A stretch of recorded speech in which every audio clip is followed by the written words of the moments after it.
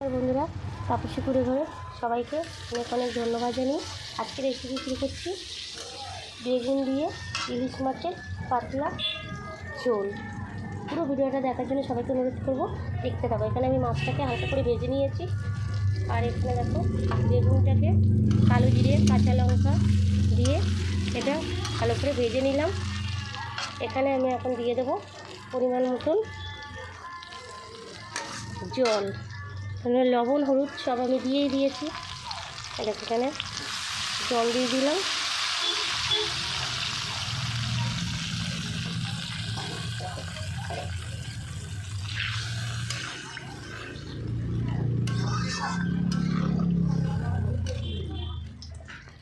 বেগুনটাকে ভেজে নিয়েছি, দেখতে পাচ্ছ। দেখো এই ঝোলটা ফুটে উঠলেই এখানে আমি ইলিশ মাছটা দিয়ে দেবো। মানে এখন এটাকে আমার,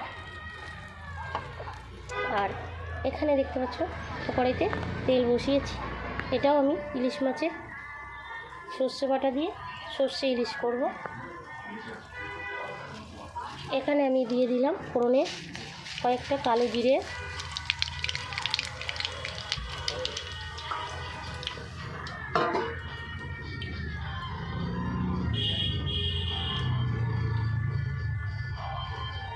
কাঁচা লঙ্কা, আর এখানে আমি দেখো বেটে নিয়েছি সর্ষে কাঁচা লঙ্কা একসাথে একটা পেস্ট বানিয়ে নিয়েছি।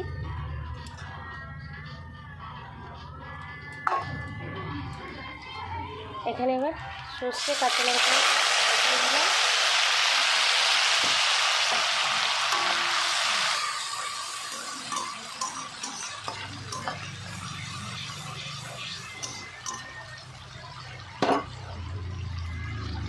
তেল ছেড়ে দিয়েছে, আর এদিকে মাছটা ছেড়ে আছে। তো আমি এখানে এখন মাছগুলো দিয়ে দিলাম।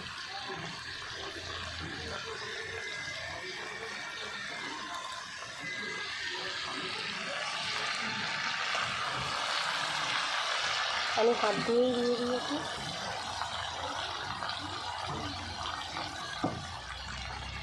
আর এবার ওপরে দিয়ে দেবো দেখো সর্ষে কাঁচা লঙ্কা বাটা আর আদা বাটা একসঙ্গে আমি এটা বেটে নিয়েছিলাম।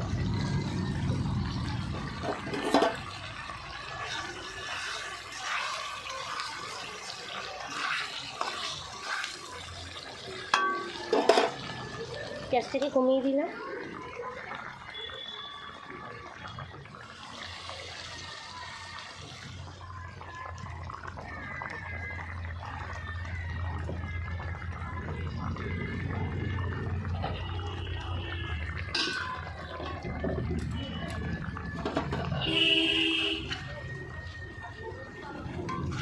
এই মশলাটা ভালো করে মিক্স করে নেবো।